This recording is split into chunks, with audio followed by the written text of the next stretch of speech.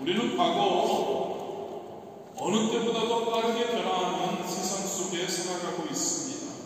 기술은 나날이 발전하고 있고 사회의 구조는 급격하게 변화하고 있습니다. 그리고 이러한 변화의 소용돌이 속에서 결혼 그리고 가정에 대한 개념 역시 크게 달라지고 있습니다. 그렇다면 구체적으로 어떤 변화들이 일어나고 있는지 몇 가지를 한번 살펴보겠습니다. 가장 먼저 혼전 동거가 급증하고 있습니다.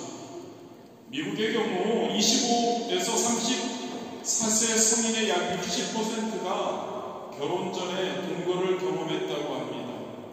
그런데 여러분, 그리스도인인 저와 여러분에게는 이것이 단순한 통계 수치가 아니라는 것을 기억해야 합니다.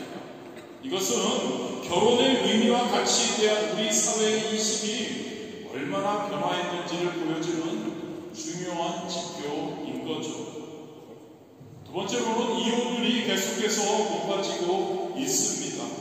일부 국가에서는 결혼의 절반 이상이 이혼으로 끝나고 있다고 합니다. 이것은 여러분, 평생의 언약이라는 결혼의 본질적 의미가 퇴색되고 있다는 것을 우리에게 의미합니다. 세 번째로 동성혼이 합법화되고 있습니다.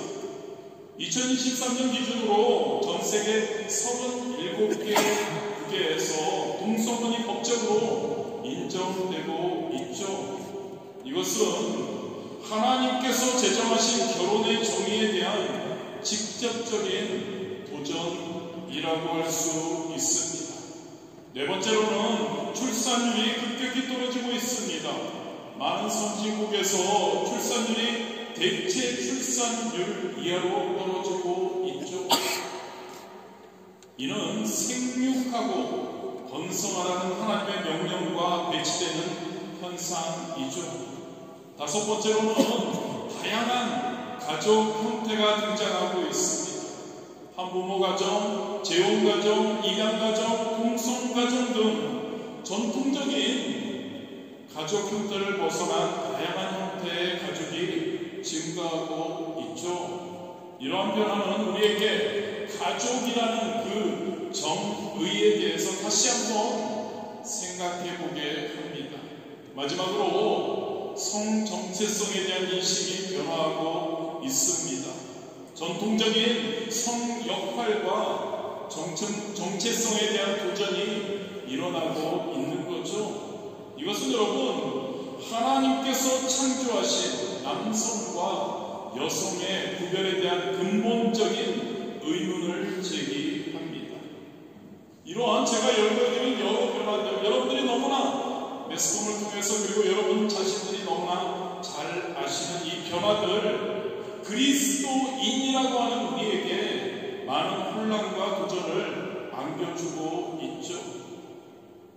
그런데 여러분, 그리스도인인 우리에게는 이 모든 혼란 속에서도 변치 않는 진리의 나침반이 있음을 믿습니다. 바로 하나님의 말씀입니다. 믿으십니까? 이런 혼란 가운데서도 변치 않는 진리, 하나님의 말씀. 할렐루야입니다. 그래서 여러분, 오늘 하나님의 말씀을 통해서 하나님의 창조 질서 그리고 성경적 결혼관에 대해서 한번 살펴보기를 원합니다. 그래서 여러분, 하나님의 말씀 안에서, 말씀 위에서 저와 여러분, 세상이 우리에게 무엇을 어떻게 할 것을 말하고 요구하고 그리고 원하는 대로 살지 않는 성도, 구별된 자들 될 수 있게 되기를 주님의 이름으로 축복합니다. 그리스도인으로서, 진짜 그리스도인으로 과연 우리는 어떻게 살아야 할까? 먼저 하나님의 창조 질서, 본문 말씀이죠.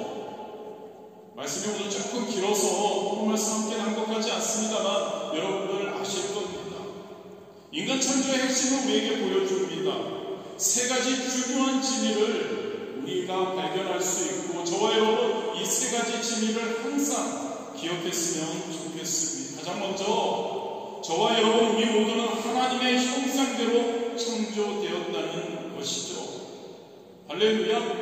무엇을 의미할까요? 모든 사람이, 저와 여러분 모두가 본질적으로 존엄성과 가치를 지니고 있다는 의미입니다. 하나님의 형상대로 하나님처럼 지어졌으니까요.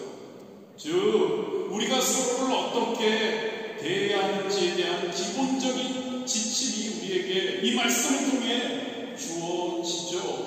즉 우리는 서로를 하나님의 형상대로 창조된 존재로 대해야 합니다. 할렐루야. 우리와 다른 가치관을 가진 사람들, 심지어 우리를 반대하는 사람들에게도 마찬가지입니다. 사랑으로 대해야 합니다. 두 번째로, 하나님은 천지 창조를 하실 때 의도적으로 인간을 남자와 여자로 창조하셨습니다. 이는 성별의 구분이 하나님의 계획이라는 것을 보여줍니다. 오늘날 우리 사회에서는 성별의 구분이 모호해지고 많은 사람들이 자신의 성 정체성을 스스로 선택할 수 있다고 주장합니다. 그러나 성경은 명확히 말씀하고 있죠. 27절이죠. 하나님이 자기 형상 곧 하나님의 형상대로 사람을 창조하시되 남자와 여자를 창조하시고. 할렐루야. 하나님께서는 인간을 남자와 여자로 창조하셨다고 명확히 말씀하고 있습니다. 이게 결코 한쪽 성별이 남자나 여자나 다른 쪽보다 더 우월하다는 뜻은 아니죠. 갈라디아서 3장 28절에도 너희는 유대인이나 헬라인이나 종이나 자유인이나 남자나 여자나 다 그리스도 예수 안에서 하나이니라. 그렇습니다. 여러분, 남자와 여자는 성별로 구별되어 있지만 하나님 앞에서 동등한 가치와 존엄성을 가지고 있습니다. 그러나 동시에 서로 다른 특성과 역할을 가지고 있죠. 서로를 보완하고 서로의 삶을 함께하는 삶을 풍성하게 하기 위한 하나님의 지혜로운 남자와 여자의 그러한 설계인 것이죠. 세 번째로, 여러분, 하나님은 그들에게, 즉 남자와 여자 아담과 하와에게 생육하고 번성하라고 명령하셨습니다. 이것은 여러분 결혼 그리고 가정의 중요한 목적 중 하나가 출산과 양육임을 나타냅니다. 즉 가정의 근본적인 목적 중 하나는 새로운 생명을 낳고 키우는 것입니다. 그리고 이것을 통해 하나님의 사랑을 배우고 우리가 실천하게 되는 거죠. 시편 127편 3절입니다. 보라, 자식들은 야훼의 기업이요 태의 열매는 그의 생급이로다. 그런데 여기서 우리는 조금 중요한 점을 기억해야 합니다. 모든 부부가 자녀를 가질 수 있는 것이 아니죠.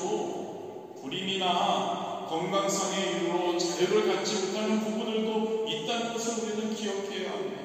이들이 덜 가치 있거나 하나님의 축복을 받지 못한 것은 아니라는 것. 아까 서두에서도 말씀드렸지만 우리의 다른 이들을, 나 이외의 다른 사람들을 대하는 그러한 것은 어떤 사랑으로 이해하려고, 또한 생육하고 번성하라는 명령은 단순히 육체적인 출산만을 의미하는 것이 아니라는 것을 우리는 기억해야 합니다. 마태복음 28장 19절 20절에 지상 대명령을 생각해 보기 원합니다. 그러므로 너희는 가서 모든 민족을 제자로 삼아 아버지와 아들과 성령의 이름으로 침례를 베풀고 내가 너희에게 부은 모든 것을 가르쳐 지키게 하라. 볼지어다 내가 세상 끝날까지 너희와 항상 함께 있으리라 하시니라. 즉 여러분, 자녀를 낳아서 양육하는 것으로 생육하고 번성하는 것이 끝나는 것 아닙니다.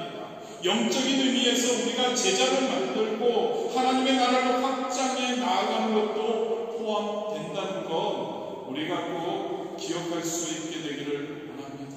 그렇습니다, 여러분. 간단히 요약합니다. 하나님의 창조 질서는 이렇습니다.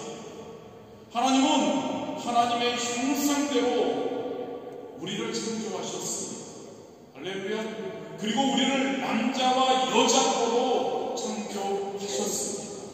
그리고 그들에게 우리에게 생육하고 번성하라고 그 질서를 우리에게 말씀해 주셨다는 것을 항상 기억하며 세상이 뭐라고 하더라도 하나님의 말씀이 그렇다는 것에 우리가 항상 믿고 나아갈 수 있게 되기를 주님의 이름으로 축복합니다. 두 번째로 성경적 결혼관에 대해서 한번 살펴보게요. 창세기 2장 24절 이러므로 남자가 부모를 떠나 그의 아내와 합하여 둘이 한 몸을 이룰지로다. 결혼의 본질을 우리에게 설명하고 있고 여기도 세 가지 중요한 요소를 우리는 발견할 수 있습니다. 가장 먼저 여러분, 성경적인 결혼관은 먼저 떠남입니다. 남자가 부모를 떠나. 이것은 새로운 가정을 이루기 위해 부모님으로부터 독립하는 것을 의미하죠. 그런데 여러분, 단순히 물리적인 분리만이 아닙니다. 정서적으로도 재정적으로도 독립하는 것을 포함한다는 것. 즉, 결혼한 부부는 자신들만의 새로운 가정을 세우고 그 가정에 대한 책임을 져야 한다는 내용이죠. 잠언 31장 10절에서 31절에 나오는 현숙한 여인의 모습을 우리는 보게 됩니다. 그녀는 자신의 가정을 위해 독립적으로 결정을 내리고 책임을 지는 모습을 우리에게 보여줍니다. 그렇습니다, 여러분. 진짜 결혼, 제대로 된 결혼, 성경적인 결혼, 바로 부모님으로부터의 독립, 물질적인 것만이 아니라 정신적, 영적인 것이라는 것을 우리가 꼭 기억하기를 원합니다. 그렇다고 해서 부모님을 공경하지 말라는 뜻은 절대 아닙니다. 출애굽기 20장 12절에 너희 부모를 공경하라는 계명은 여전히 유효합니다. 우리는 부모님을 존중하고 부모님의 지혜를 구하고 동시에 우리 자신의 가정에 대한 책임을 져야 할 줄 믿습니다. 우리 청년분들 잘 들으시십시오. 앞으로 결혼하실 테니까, 그리고 우리 성인 성도님들 결혼하셨으니까 또 이 성경적인 결혼관에 대해서 잘 생각하시기를 바랍니다. 두 번째로는 연합이죠. 그의 아내와 합하여. 이것은 남편과 아내가 깊이 연합하는 것을 의미합니다. 단순히 육체적인 결합만을 의미하는 것 아닙니다. 정서적으로 영적인 연합을 포함합니다. 즉, 부부는 서로의 기쁨과 슬픔을 나누고 함께 성장하며 서로를 위해 희생하는 관계여야 한다는 거죠. 고린도전서 13장 4절에서 7절, 여러분들이 너무나 잘 아는 사랑에 대한 설명이죠. 사랑은 오래 참고, 사랑은 온유하며 시기하지 아니하며, 사랑은 자랑하지 아니하며 교만하지 아니하며, 무례히 행하지 아니하며, 자기의 유익을 구하지 아니하며, 성내지 아니하며, 악한 것을 생각하지 아니하며, 불의를 기뻐하지 아니하며, 진리와 함께 기뻐하고, 모든 것을 참으며, 모든 것을 믿으며, 모든 것을 바라며, 모든 것을 견디느니라. 부부간의 사랑, 부부가 서로 지향해야 할 사랑의 모습이죠. 이러한 사랑을 실천할 때 진정한 남자와 여자의 연합이 이루어지는 것이죠. 세 번째로는 한 몸입니다. 성경적 결혼관이죠. 둘이 한 몸을 이룰지로다. 이것은 결혼의 궁극적인 목표이죠. 한 몸이 된다는 것은 여러분 완전한 일체를 의미합니다. 육체적으로, 정서적으로, 영적인 모든 면에서 남자와 여자가, 남편과 부인이 하나됨을 말합니다. 즉 여러분, 부부는 서로의 생각과 감정을 이해하고 함께 공유하며 함께 하나님을 섬기는 그러한 관계가 되어야 한다는 이야기죠. 에베소서 5장 31절 32절은 이렇게 우리에게 이야기해 줍니다. 그러므로 사람이 부모를 떠나 그의 아내와 합하여 그 둘이 한 육체가 될지니 이 비밀이 크도다. 나는 그리스도와 교회에 대하여 말하노라. 사도 바울은 여기서 여러분, 결혼의 신비를 그리스도와 예수님과 교회의 관계에 대해서 비교하고 있습니다. 단순한 결혼은 계약이나 그러한 사회적 제도를 넘어선다고 사도 바울은 강조하고 있는 거죠. 영적인 의미를 결혼은 가지고 있다는 내용입니다. 즉 결혼은 그리스도 예수님과 교회의 관계를 이 땅에서 보여주는 가정이 살아있는 예표라는 것이죠. 이것이 바로 여러분, 하나님께서 창조 때부터 계획하신 결혼의 모습입니다. 요약해드립니다. 한 남자와 한 여자가 평생의 언약으로 연합해서 서로 사랑하고 존중하며 함께 하나님을 섬기는 것, 바로 성경적 결혼관, 하나님의 뜻이라는 것을 항상 기억하는 여러분들 되시기를 주님의 이름으로 축복합니다. 그런데 여러분, 성경에서 이렇게 이야기를 하고 있는데 우리가 살아가는 현실은 어떤지요? 혹시 우리의 가정은 어떤지요? 하나님의 계획과 하나님의 뜻과 많이 다르지는 않는지요? 아까도 소도에서 언급했지만 한번 몇 가지를 우리가 생각해 보기를 원합니다. 현대사회의 변화들이죠. 가장 먼저 혼전 동거, 그것의 증가함. 통계에 따르면 많은 젊은이들이 결혼 전에 동거를 선택하고 있다고 합니다. 왜 그러냐고 물어보면 이들은 동거가 결혼 생활을 미리 경험해 볼 수 있는 기회라고 이야기를 합니다. 그런데 여러분, 여러 연구 결과 결혼 전 동거를 경험한 커플들이 이혼율이 더 높다고도 합니다. 이것은 여러분, 동거가 결혼의 안정성을 높이는 것이 아니라 오히려 낮출 수도 있음을 시사하는 것이죠. 그러한 통계를 통해서 여러분, 히브리서 13장 4절은 이렇게 이야기합니다. 모든 사람은, 하나님이 우리에게 말씀하십니다. 모든 사람은 결혼을 귀히 여기고 침소를 더럽히지 않게 하라. 음행하는 자들과 간음하는 자들을 하나님이 심판하시리라. 성경은 여러분, 결혼의 순결성을 강조합니다. 결혼하기 전에 순결함을 요구합니다. 신성함을 강조하고 있다는 것을 기억하시기를 주님의 이름으로 축복합니다. 두 번째로 높은 이혼율이 있죠. 현대사회에서 이혼은 점점 더 쉽고 일반적인 선택이 되어가고 있습니다. 그러나 이혼은 하나님의 본래 계획이 아니죠. 말라기 2장 16절입니다. 이혼하는 것과 옷으로 학대를 가리는 자를 내가 미워하노라. 만군의 야훼의 말씀이니라.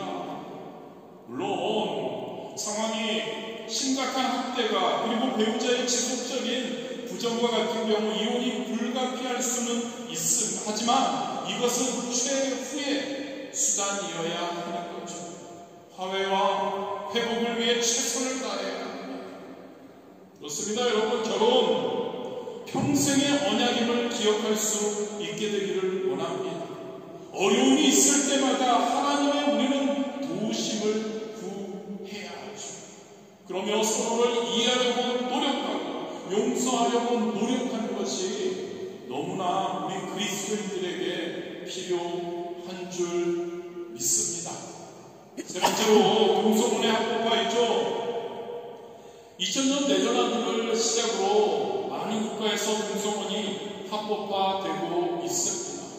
우리가 거주하고 있는 프랑스는 2013년부터 동성혼이 합법화되었죠. 우리나라는 너무 감사하게도 아직입니다. 그런데 여러분, 이 동성혼의 합법화, 이것은 하나님의 창조 질서에 대한 직접적인 도전입니다.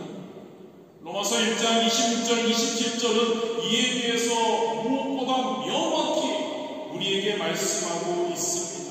그들의 여자들도 순리대로 쓸 것을 바꾸어 영리로 쓰며 그와 같이 남자들도 순리대로 여자 쓰기를 버리고 서로 향하여 음욕이 부릴 듯하며 남자가 남자와 더불어 부끄러운 일을 행하여 그들의 그릇 때문에 상당한 보응을 그들 자신이 받아내니라.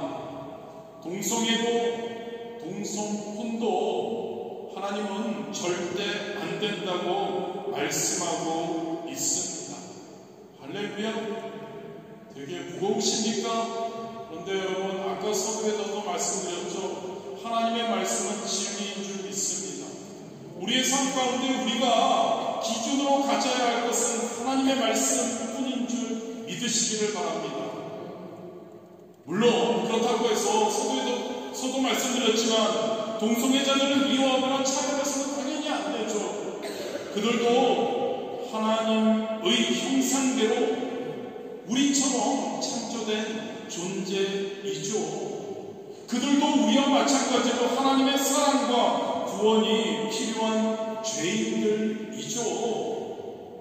그들을 사랑해야 할 줄 믿습니다. 할렐루야.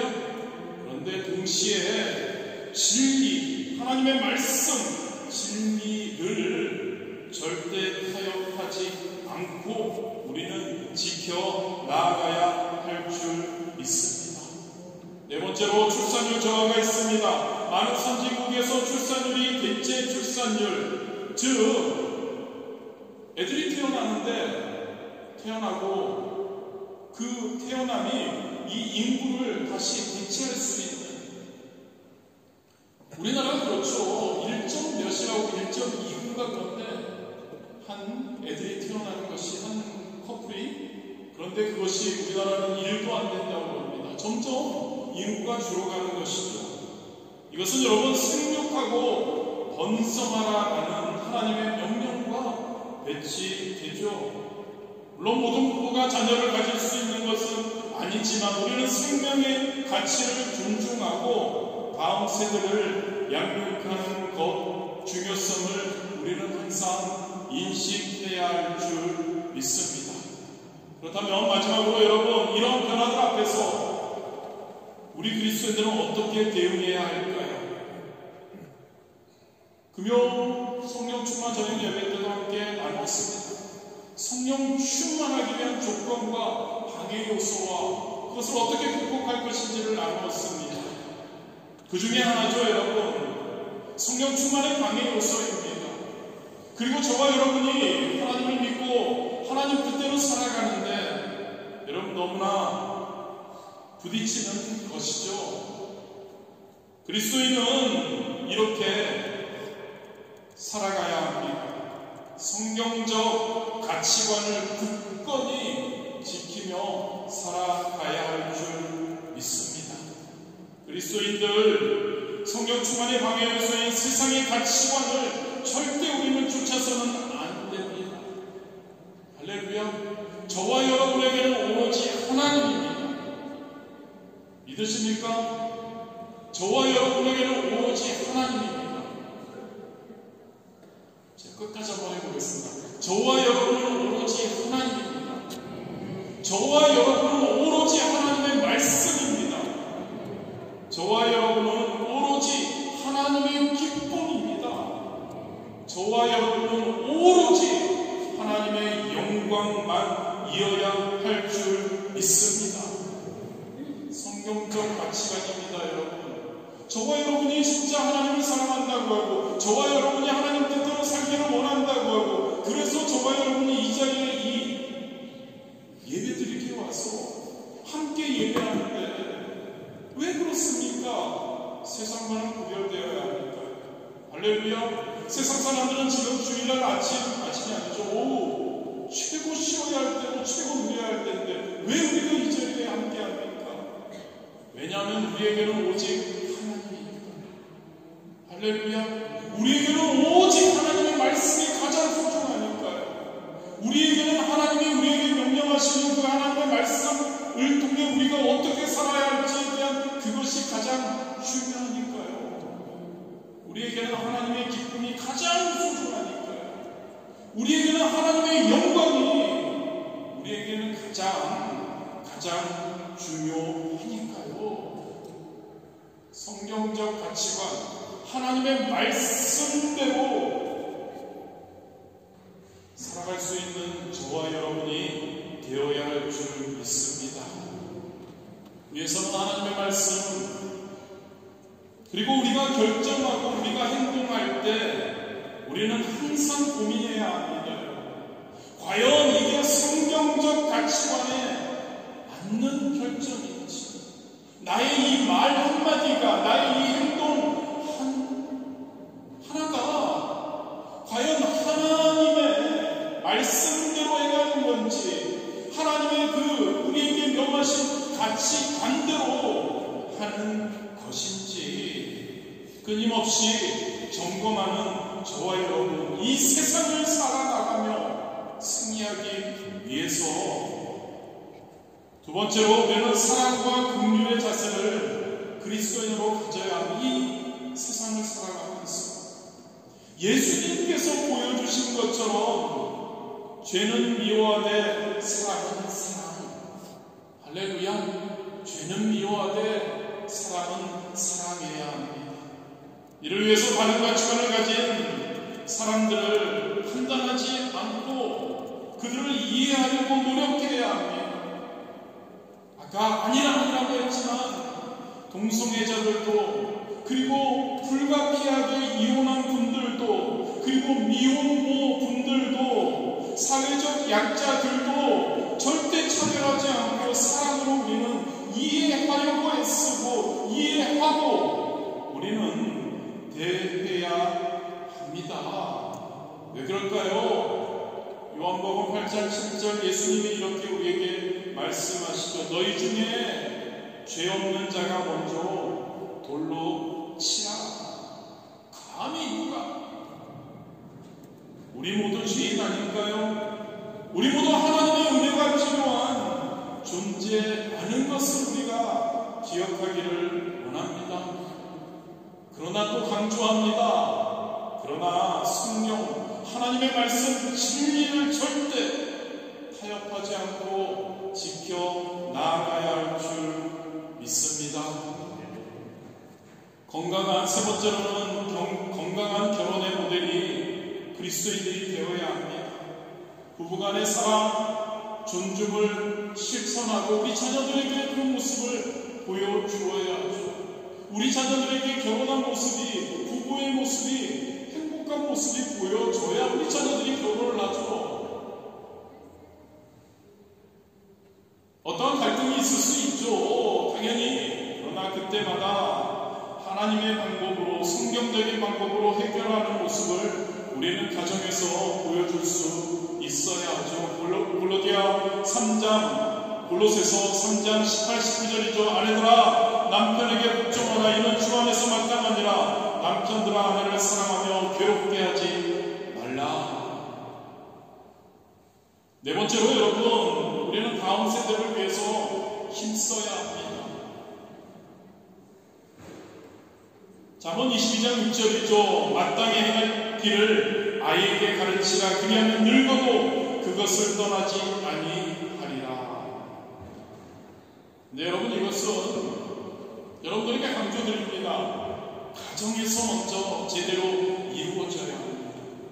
가정에서 제대로 자녀들에게 성경적인 가치관을 가르치고 그들에게 본을 보여주며 그들이 하나님의 뜻대로 살아가고 세상과 구별돼서 세상의 가치관을 쫓지 않는 그러한 자들이 될 수 있도록 애써야 합니다. 당연히 교회에서도 하죠. 그러나 가정 먼저 그러한 모습이 다음 세대들에게 그러한 모습을 보일 수 있어야 합니다. 마지막으로 우리는 이러한 세상적인 그러한 가치관과 싸움에 나아갈 때 우리 개개의 성도들, 그리스도인들도 사회적 책임을 우리는 다 해야 합니다. 그리스도인들은 이 세상에 속하지 않은 사람들입니다. 그러나 우리는 이 세상에 함께 삽니다. 즉 여러분, 우리는 건전한 가정과 결혼 문화를 조성하는데 우리만 잘하는 게 아니라 사회적인 그러한 분위기를 우리가 또한 앞장서서 조성해야 합니다. 특별히 미디어에서 왜곡된 결혼관을 조장할 때 적극적으로 우리는 반응하고 기도하며 여러 모습으로 우리 또한 의견을 표현해야 합니다. 예레미야 29장 7절이죠. 내가 너희를 사로잡혀 가게 한 그 성읍의 평안을 구하고 그를 위하여 야훼께 기도하라. 이는 그 성읍이 평안함으로 너희도 평안할 것이니라. 때로는 우리가 하나님을 믿으니까 사회에서 어떠한 일이 일어나든 우리가 하나님만 믿으면 된다. 어떠한 정치적인, 어떠한 사회적인 그러한 현상에 대해서 기독교인들은 기도만 하면 된다고 하는 분들도 있습니다. 그런데 오늘 이 예레미야 29장 7절 말씀을 보면 우리가 살고 있는 이 사회의 평안과 이 사회의 제대로 됨을 위해서 우리는 기도하고 또한 노력해야 한다고 말씀하고 있습니다. 그렇다고 해서 정치적으로 앞서서 데모하고 하자는 건 아니고요. 기도하며 우리도 이야기를 할 때, 보여야 할 때는 보일 수 있어야 한다는 거죠. 이런 차원에서 아까 말씀드렸지만 우리가 함께 얼마나 좋습니까? 교회가 성도들이 연합해서 어떤 목적을 가지고 사회의 불의와 그것이 아니라는 것을 하나님께 예배하며 함께 외칠 수 있다는 것이, 그것을 통해서 사회적인 반향을 일으키고 그리고 다시 한번 함께하지 못하는 그리스도인들이 다시 깨어 함께 기도할 수 있다는 것이, 할렐루야. 10월 27일입니다. 연합예배가 있습니다. 오후 2시라고 합니다. 우리 여기 시간으로는 좀 일찍이지만 우리도 함께 지속적으로 함께 기도하며 이 연합예배가 하나님의 놀라우신 새로운 대한민국에 새롭게 다시 한번 일어나는, 새롭게 그리스도인들이 깨어서 기도하며 하나님의 뜻을 이루기 위해 함께 애쓰는 그러한 시간 되었으면 좋을 것 같습니다.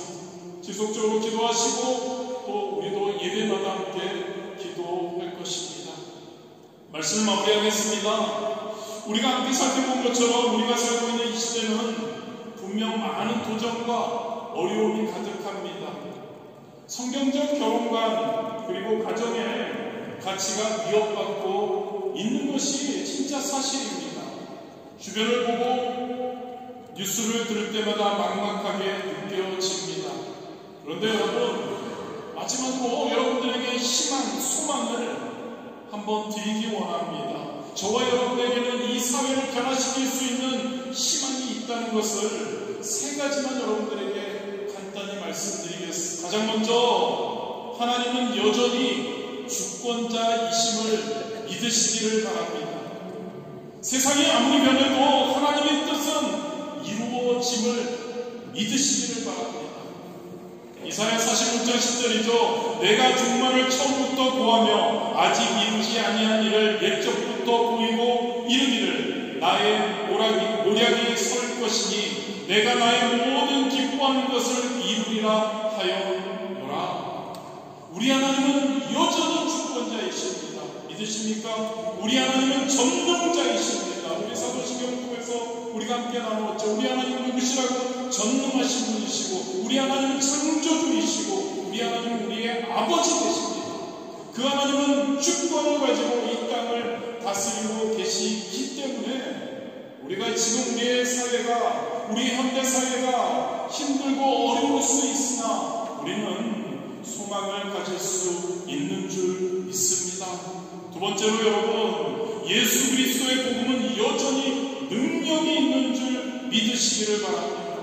이 복음은 깨어진 관계를 회복시킵니다. 이 복음은 상처받은 마음을 치유합니다. 이 복음은 죄로 물든 삶을 변화시키는 줄 믿습니다. 로마서 1장 16절이죠. 내가 복음을 부끄러워하지 아니하노니 이 복음은 모든 믿는 자에게 구원을 주시는 하나님의